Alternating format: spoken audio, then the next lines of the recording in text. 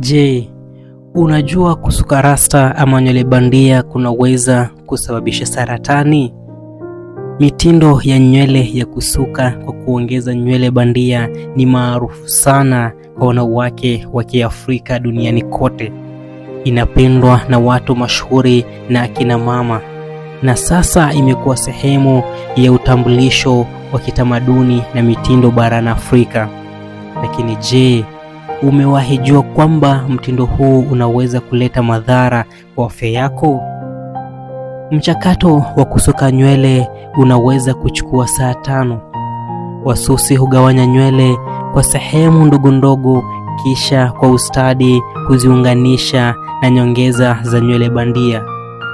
Hata hivyo, utafiti mpya unaonyesha kuwa nywele bandia zinaweza tumiwa mara kwa mara na wanawake wengi wa Kiafrika. Zimeleta madhara makubwa kwa afya zao.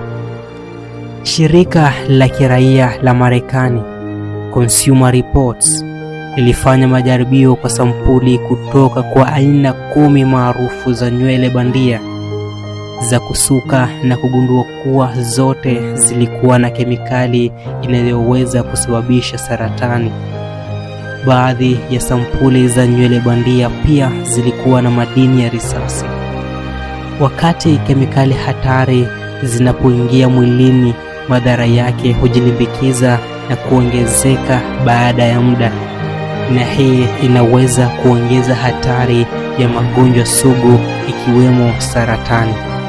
Swali ikibaki ni je, wewe husuka nywele kwa kuongeza nywele bandia ama wewe unasuka rasta?